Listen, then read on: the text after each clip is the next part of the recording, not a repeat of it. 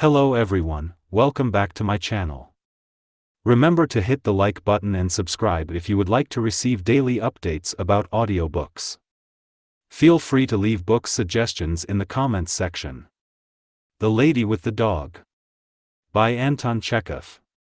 1. It was said that a new person had appeared on the seafront, a lady with a little dog. Dmitri Dmitritch Gurov, who had by then been a fortnight at Yalta, and so was fairly at home there, had begun to take an interest in new arrivals.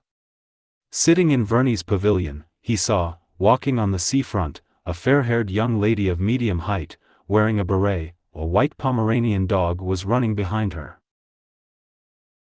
And afterwards he met her in the public gardens and in the square several times a day. She was walking alone, always wearing the same beret, and always with the same white dog. No one knew who she was, and every one called her simply the lady with the dog. If she is here alone without a husband or friends, it wouldn't be amiss to make her acquaintance, Gurov reflected. He was under 40, but he had a daughter already 12 years old, and 2 sons at school. He had been married young, when he was a student in his second year, and by now his wife seemed half as old again as he. She was a tall, erect woman with dark eyebrows, staid and dignified, and, as she said of herself, intellectual. She read a great deal, used phonetic spelling, called her husband, not Dmitri, but Dmitri, and he secretly considered her unintelligent, narrow, inelegant, was afraid of her, and did not like to be at home. He had begun being unfaithful to her long ago, had been unfaithful to her often, and, probably on that account, almost always spoke ill of women, and when they were talked about in his presence, used to call them the lower race. It seemed to him that he had been so schooled by bitter experience that he might call them what he liked, and yet he could not get on for 2 days together without the lower race. In the society of men he was bored and not himself, with them he was cold and uncommunicative, but when he was in the company of women he felt free, and knew what to say to them and how to behave, and he was at ease with them even when he was silent. In his appearance, in his character, in his whole nature, there was something attractive and elusive which allured women and disposed them in his favor. He knew that, and some force seemed to draw him, too, to them. Experience often repeated, truly bitter experience, had taught him long ago that with decent people, especially Moscow people, always slow to move and irresolute, every intimacy, which at first so agreeably diversifies life and appears a light and charming adventure, inevitably grows into a regular problem of extreme intricacy, and in the long run the situation becomes unbearable. But at every fresh meeting with an interesting woman this experience seemed to slip out of his memory, and he was eager for life, and everything seemed simple and amusing. One evening he was dining in the gardens, and the lady in the beret came up slowly to take the next table. Her expression, her gait, her dress, and the way she did her hair told him that she was a lady, that she was married, that she was in Yalta for the first time and alone, and that she was dull there. The stories told of the immorality in such places as Yalta are to a great extent untrue. He despised them, and knew that such stories were for the most part made up by persons who would themselves have been glad to sin if they had been able, but when the lady sat down at the next table 3 paces from him, he remembered these tales of easy conquests, of trips to the mountains, and the tempting thought of a swift, fleeting love affair, a romance with an unknown woman, whose name he did not know, suddenly took possession of him. He beckoned coaxingly to the Pomeranian, and when the dog came up to him he shook his finger at it. The Pomeranian growled. Gurov shook his finger at it again. The lady looked at him and at once dropped her eyes. "He doesn't bite," she said, and blushed.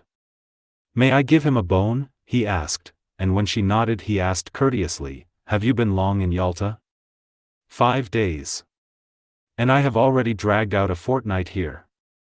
There was a brief silence. "Time goes fast, and yet it is so dull here," she said, not looking at him. "That's only the fashion to say it is dull here. A provincial will live in Belayov or Zydra and not be dull, and when he comes here it's, oh, the dullness. Oh, the dust. One would think he came from Granada." She laughed.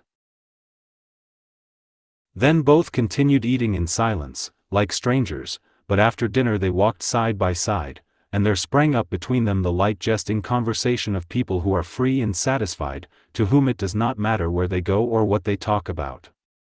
They walked and talked of the strange light on the sea. The water was of a soft warm lilac hue, and there was a golden streak from the moon upon it. They talked of how sultry it was after a hot day.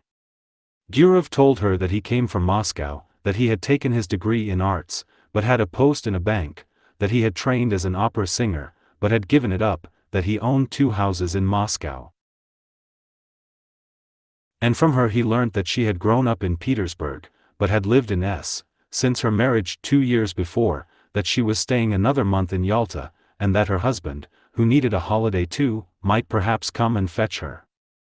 She was not sure whether her husband had a post in a crown department or under the provincial council, and was amused by her own ignorance.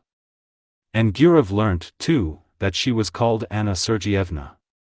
Afterwards he thought about her in his room at the hotel, thought she would certainly meet him next day, it would be sure to happen. As he got into bed he thought how lately she had been a girl at school, doing lessons like his own daughter. He recalled the diffidence, the angularity, that was still manifest in her laugh and her manner of talking with a stranger.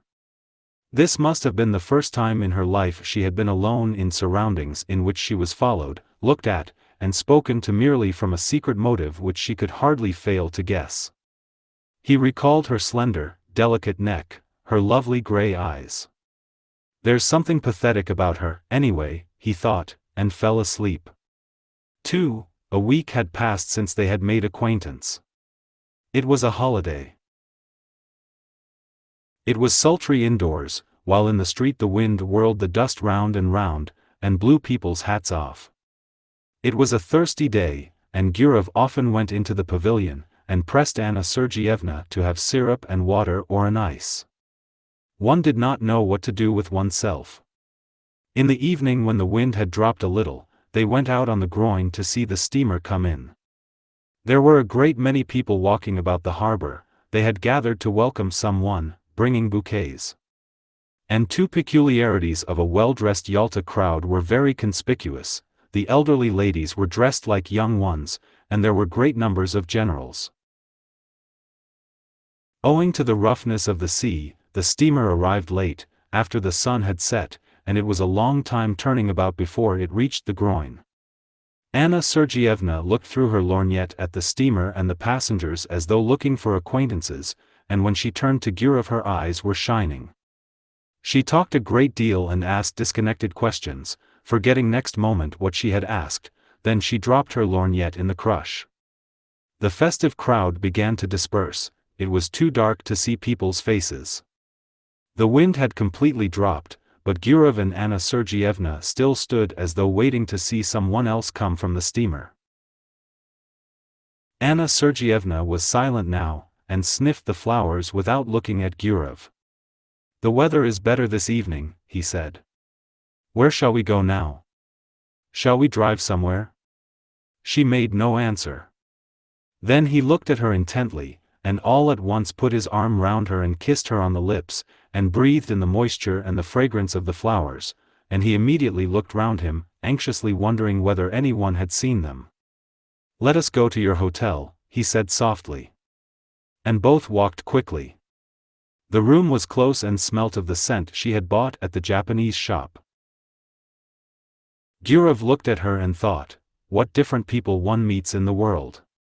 From the past he preserved memories of careless, good-natured women, who loved cheerfully and were grateful to him for the happiness he gave them, however brief it might be, and of women like his wife who loved without any genuine feeling, with superfluous phrases, affectedly, hysterically, with an expression that suggested that it was not love nor passion, but something more significant, and of 2 or 3 others, very beautiful, cold women, on whose faces he had caught a glimpse of a rapacious expression, an obstinate desire to snatch from life more than it could give, and these were capricious, unreflecting, domineering.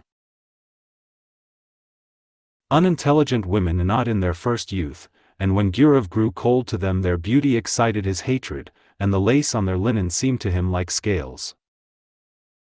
But in this case there was still the diffidence, the angularity of inexperienced youth, an awkward feeling, and there was a sense of consternation as though someone had suddenly knocked at the door.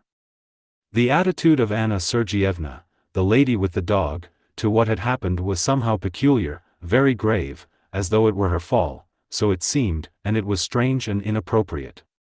Her face dropped and faded, and on both sides of it her long hair hung down mournfully. She mused in a dejected attitude like the woman who was a sinner in an old-fashioned picture. "It's wrong," she said. "You will be the first to despise me now." There was a watermelon on the table. Gurov cut himself a slice and began eating it without haste. There followed at least half an hour of silence. Anna Sergeyevna was touching, there was about her the purity of a good, simple woman who had seen little of life. The solitary candle burning on the table threw a faint light on her face, yet it was clear that she was very unhappy. "How could I despise you?" asked Gurov. "You don't know what you are saying." "God forgive me," she said, and her eyes filled with tears. "It's awful. You seem to feel you need to be forgiven." "Forgiven? No. I am a bad, low woman, I despise myself and don't attempt to justify myself. It's not my husband but myself I have deceived. And not only just now, I have been deceiving myself for a long time. My husband may be a good, honest man, but he is a flunky. I don't know what he does there, what his work is, but I know he is a flunky. I was 20 when I was married to him. I have been tormented by curiosity, I wanted something better. There must be a different sort of life, I said to myself. I wanted to live. To live, to live. I was fired by curiosity, you don't understand it, but, I swear to God, I could not control myself, something happened to me, I could not be restrained.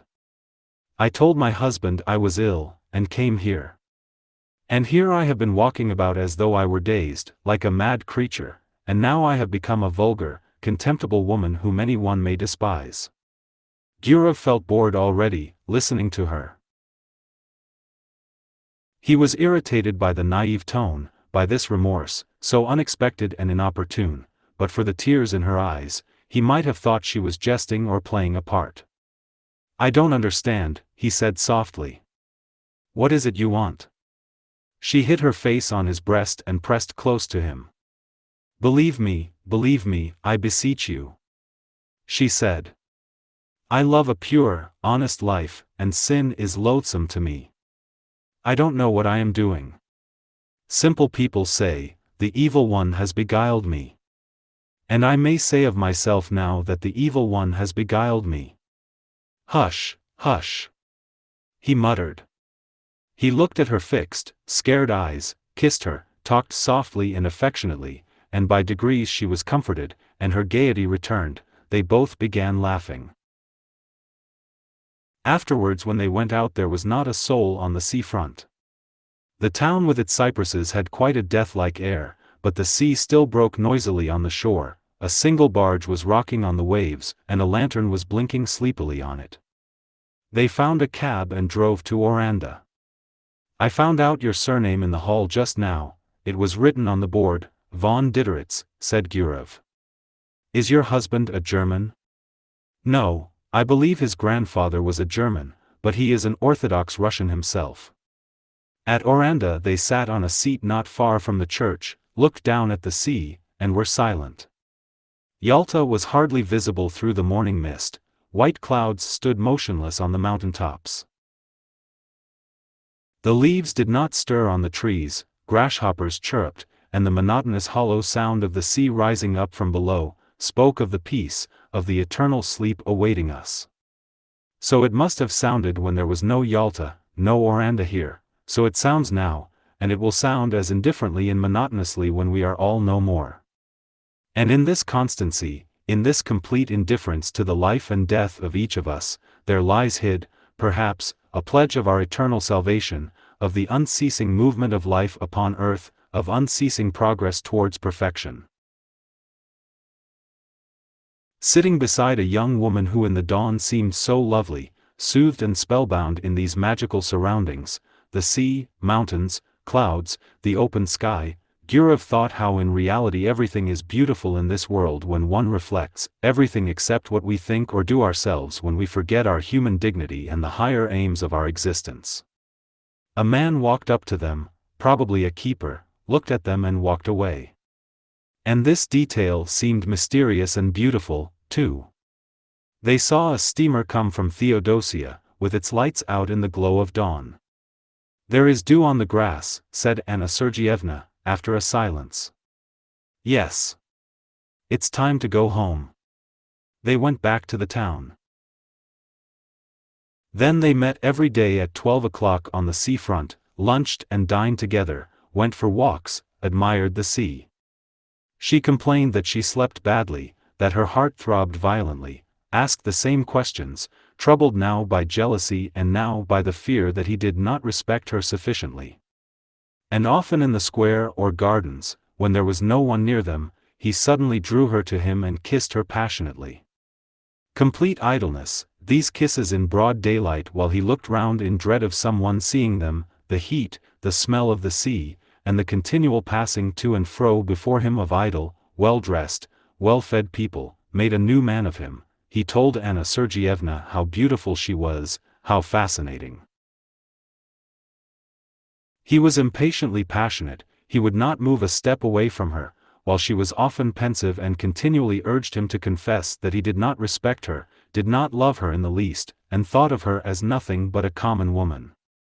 Rather late almost every evening they drove somewhere out of town, to Oranda or to the waterfall, and the expedition was always a success. The scenery invariably impressed them as grand and beautiful. They were expecting her husband to come, but a letter came from him, saying that there was something wrong with his eyes, and he entreated his wife to come home as quickly as possible. Anna Sergeyevna made haste to go. "It's a good thing I am going away," she said to Gurov. "It's the finger of destiny." She went by coach and he went with her. They were driving the whole day. When she had got into a compartment of the express, and when the second bell had rung, she said, "Let me look at you once more, look at you once again." "That's right." She did not shed tears, but was so sad that she seemed ill, and her face was quivering. "I shall remember you, think of you," she said. "God be with you, be happy. Don't remember evil against me. We are parting forever, it must be so, for we ought never to have met." "Well, God be with you." The train moved off rapidly, its lights soon vanished from sight, and a minute later there was no sound of it, as though everything had conspired together to end as quickly as possible that sweet delirium, that madness. Left alone on the platform, and gazing into the dark distance, Gurov listened to the chirp of the grasshoppers and the hum of the telegraph wires, feeling as though he had only just waked up. And he thought, musing, that there had been another episode or adventure in his life, and it, too, was at an end, and nothing was left of it but a memory. He was moved, sad, and conscious of a slight remorse. This young woman whom he would never meet again had not been happy with him. He was genuinely warm and affectionate with her, but yet in his manner, his tone, and his caresses there had been a shade of light irony, the coarse condescension of a happy man who was, besides, almost twice her age. All the time she had called him kind, exceptional, lofty. Obviously he had seemed to her different from what he really was, so he had unintentionally deceived her. Here at the station was already a scent of autumn, it was a cold evening. "It's time for me to go north," thought Gurov as he left the platform. High time. 3. At home in Moscow everything was in its winter routine, the stoves were heated, and in the morning it was still dark when the children were having breakfast and getting ready for school, and the nurse would light the lamp for a short time. The frosts had begun already.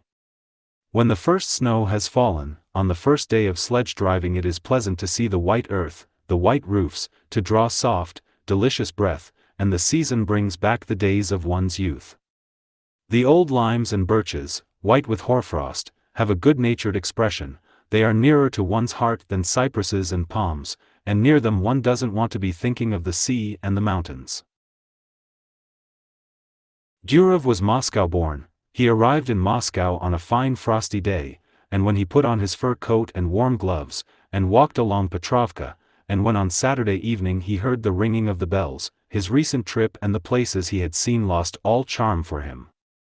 Little by little he became absorbed in Moscow life, greedily read 3 newspapers a day, and declared he did not read the Moscow papers on principle. He already felt a longing to go to restaurants, clubs, dinner parties, anniversary celebrations, and he felt flattered at entertaining distinguished lawyers and artists, and at playing cards with a professor at the doctor's club. He could already eat a whole plateful of salt fish and cabbage. In another month, he fancied, the image of Anna Sergeyevna would be shrouded in a mist in his memory, and only from time to time would visit him in his dreams with a touching smile as others did. But more than a month passed, real winter had come, and everything was still clear in his memory as though he had parted with Anna Sergeyevna only the day before. And his memories glowed more and more vividly. When in the evening stillness he heard from his study the voices of his children, preparing their lessons, or when he listened to a song or the organ at the restaurant, or the storm howled in the chimney, suddenly everything would rise up in his memory, what had happened on the groin, and the early morning with the mist on the mountains, and the steamer coming from Theodosia, and the kisses. He would pace a long time about his room, remembering it all and smiling. Then his memories passed into dreams, and in his fancy the past was mingled with what was to come. Anna Sergeyevna did not visit him in dreams, but followed him about everywhere like a shadow and haunted him. When he shut his eyes he saw her as though she were living before him, and she seemed to him lovelier, younger, tenderer than she was, and he imagined himself finer than he had been in Yalta. In the evenings she peeped out at him from the bookcase, from the fireplace, from the corner. He heard her breathing, the caressing rustle of her dress. In the street he watched the women, looking for someone like her. He was tormented by an intense desire to confide his memories to someone. But in his home it was impossible to talk of his love, and he had no one outside. He could not talk to his tenants nor to anyone at the bank. And what had he to talk of? Had he been in love, then? Had there been anything beautiful, poetical, or edifying or simply interesting in his relations with Anna Sergeyevna?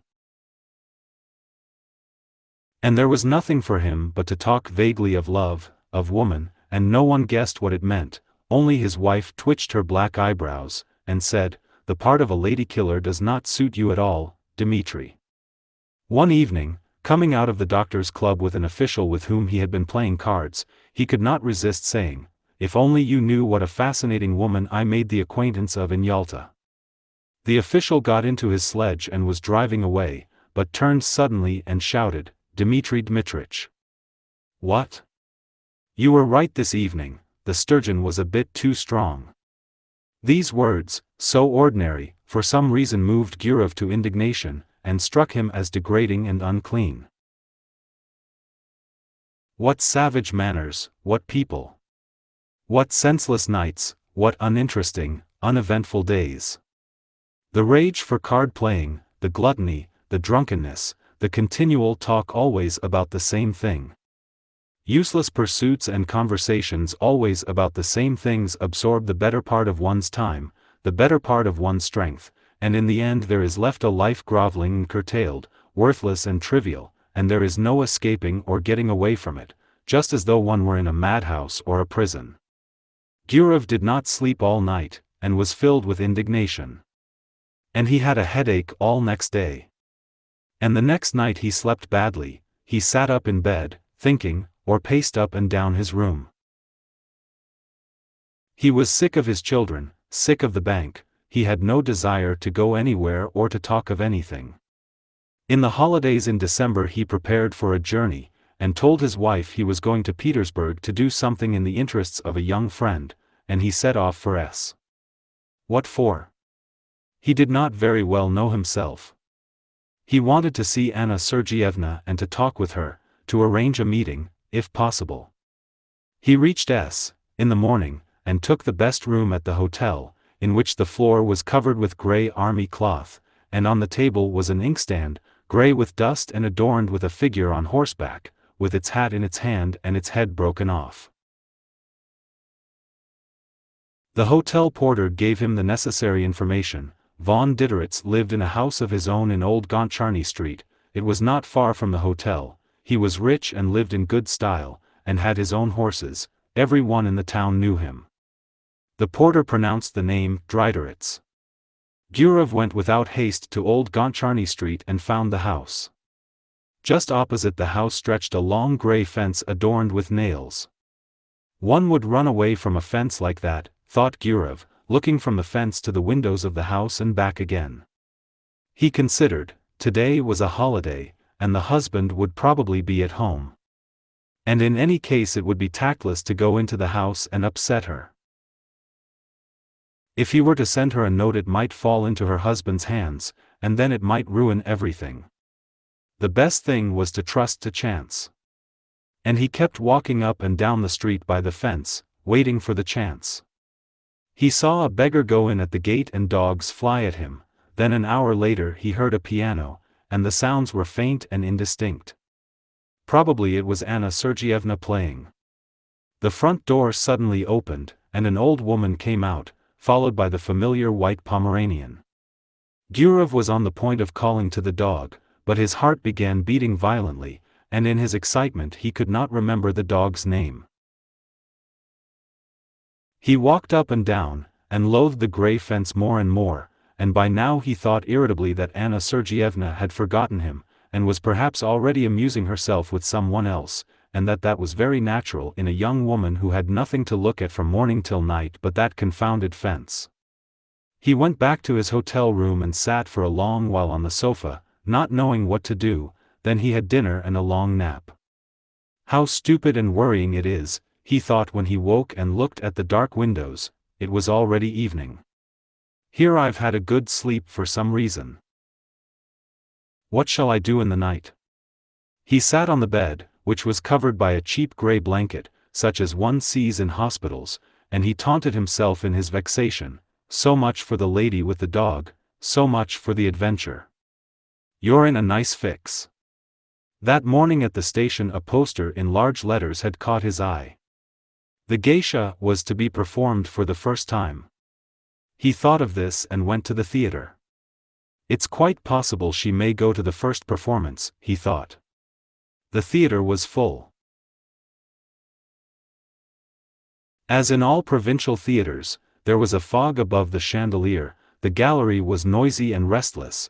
In the front row the local dandies were standing up before the beginning of the performance, with their hands behind them. In the governor's box the governor's daughter, wearing a boa, was sitting in the front seat, while the governor himself lurked modestly behind the curtain with only his hands visible. The orchestra was a long time tuning up. The stage curtain swayed. All the time the audience were coming in and taking their seats. Gurov looked at them eagerly. Anna Sergeyevna, too, came in. She sat down in the third row, and when Gurov looked at her his heart contracted, and he understood clearly that for him there was in the whole world no creature so near, so precious, and so important to him. She, this little woman, in no way remarkable, lost in a provincial crowd, with a vulgar lorgnette in her hand, filled his whole life now, was his sorrow and his joy, the one happiness that he now desired for himself, and to the sounds of the inferior orchestra, of the wretched provincial violins, he thought how lovely she was. He thought and dreamed. A young man with small side whiskers, tall and stooping, came in with Anna Sergeyevna and sat down beside her. He bent his head at every step and seemed to be continually bowing. Most likely this was the husband whom at Yalta, in a rush of bitter feeling, she had called a flunky. And there really was in his long figure, his side whiskers, and the small bald patch on his head, something of the flunky's obsequiousness. His smile was sugary, and in his buttonhole there was some badge of distinction like the number on a waiter. During the first interval the husband went away to smoke. She remained alone in her stall. Gurov, who was sitting in the stalls, too, went up to her and said in a trembling voice, with a forced smile, "Good evening." She glanced at him and turned pale, then glanced again with horror, unable to believe her eyes, and tightly gripped the fan and the lorgnette in her hands, evidently struggling with herself not to faint. Both were silent. She was sitting, he was standing, frightened by her confusion and not venturing to sit down beside her. The violins and the flute began tuning up. He felt suddenly frightened. It seemed as though all the people in the boxes were looking at them. She got up and went quickly to the door. He followed her, and both walked senselessly along passages, and up and down stairs, and figures in legal, scholastic, and civil service uniforms, all wearing badges, flitted before their eyes. They caught glimpses of ladies, of fur coats hanging on pegs. The drafts blew on them, bringing a smell of stale tobacco. And Gurov, whose heart was beating violently, thought, "Oh, heavens! Why are these people here and this orchestra?" And at that instant he recalled how when he had seen Anna Sergeyevna off at the station he had thought that everything was over and they would never meet again. But how far they were still from the end. On the narrow, gloomy staircase over which was written, "To the amphitheater," she stopped. "How you have frightened me," she said, breathing hard, still pale and overwhelmed. "Oh, how you have frightened me. I am half dead. Why have you come? Why? But do understand, Anna, do understand," he said hastily in a low voice. "I entreat you to understand." She looked at him with dread, with entreaty, with love. She looked at him intently, to keep his features more distinctly in her memory. "I am so unhappy," she went on, not heeding him. "I have thought of nothing but you all the time. I live only in the thought of you. And I wanted to forget you, but why, oh, why, have you come?" On the landing above them 2 schoolboys were smoking and looking down, but that was nothing to Gurov. He drew Anna Sergeyevna to him, and began kissing her face, her cheeks, and her hands. "What are you doing? What are you doing?" she cried in horror, pushing him away. "We are mad. Go away today, go away at once. I beseech you by all that is sacred, I implore you. There are people coming this way. Someone was coming up the stairs. You must go away," Anna Sergeyevna went on in a whisper. "Do you hear, Dmitri Dmitritch? I will come and see you in Moscow. I have never been happy, I am miserable now, and I never, never shall be happy, never. Don't make me suffer still more. I swear I'll come to Moscow. But now let us part. My precious, good, dear one, we must part." She pressed his hand and began rapidly going downstairs, looking round at him, and from her eyes he could see that she really was unhappy. Gurov stood for a little while, listened, then, when all sound had died away, he found his coat and left the theater. And Anna Sergeyevna began coming to see him in Moscow. Once in 2 or 3 months she left S, telling her husband that she was going to consult a doctor about an internal complaint, and her husband believed her, and did not believe her. In Moscow she stayed at the Slaviansky Bazaar Hotel, and at once sent a man in a red cap to Gurov. Gurov went to see her, and no one in Moscow knew of it. Once he was going to see her in this way on a winter morning. The messenger had come the evening before when he was out. With him walked his daughter, whom he wanted to take to school. It was on the way. Snow was falling in big wet flakes. "It's 3 degrees above freezing point, and yet it is snowing," said Gurov to his daughter. "The thaw is only on the surface of the earth, there is quite a different temperature at a greater height in the atmosphere. And why are there no thunderstorms in the winter, father?" He explained that, too. He talked, thinking all the while that he was going to see her, and no living soul knew of it, and probably never would know. He had 2 lives, one, open, seen and known by all who cared to know, full of relative truth and of relative falsehood, exactly like the lives of his friends and acquaintances, and another life running its course in secret.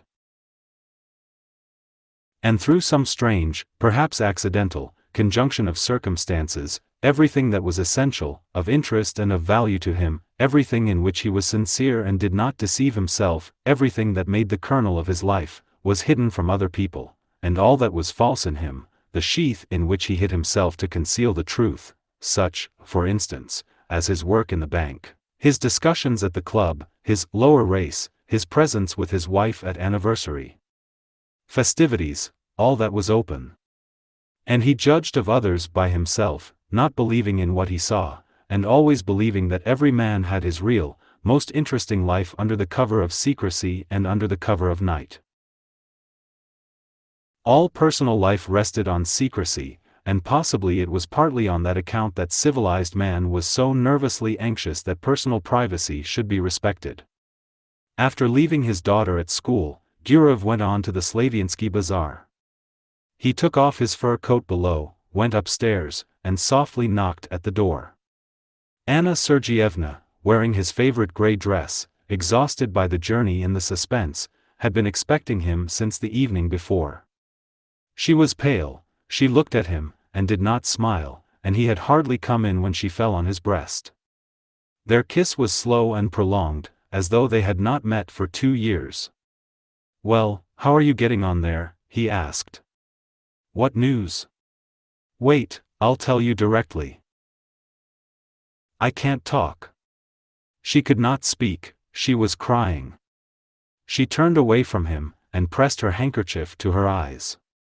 Let her have her cry out. "I'll sit down and wait," he thought, and he sat down in an armchair. Then he rang and asked for tea to be brought him, and while he drank his tea she remained standing at the window with her back to him. She was crying from emotion, from the miserable consciousness that their life was so hard for them, they could only meet in secret, hiding themselves from people, like thieves. Was not their life shattered? "Come, do stop," he said. It was evident to him that this love of theirs would not soon be over, that he could not see the end of it. Anna Sergeyevna grew more and more attached to him. She adored him, and it was unthinkable to say to her that it was bound to have an end some day. Besides, she would not have believed it.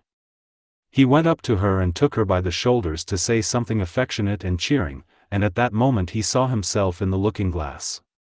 His hair was already beginning to turn grey. And it seemed strange to him that he had grown so much older, so much plainer during the last few years. The shoulders on which his hands rested were warm and quivering. He felt compassion for this life, still so warm and lovely, but probably already not far from beginning to fade and wither like his own. Why did she love him so much?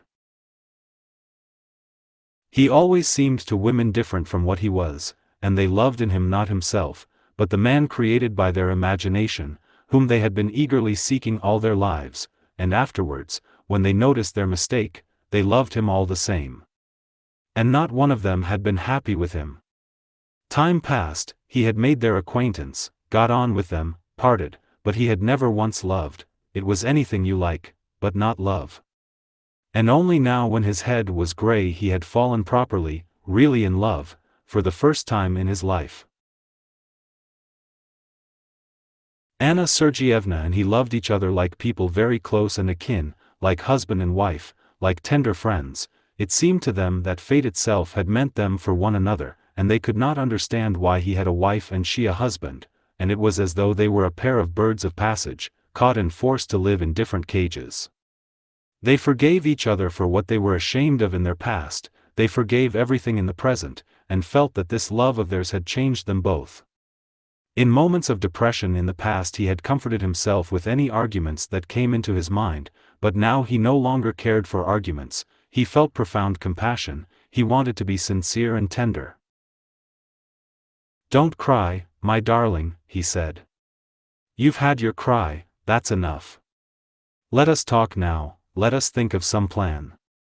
Then they spent a long while taking counsel together, talked of how to avoid the necessity for secrecy, for deception, for living in different towns and not seeing each other for long at a time. How could they be free from this intolerable bondage? How? How? He asked, clutching his head. How? And it seemed as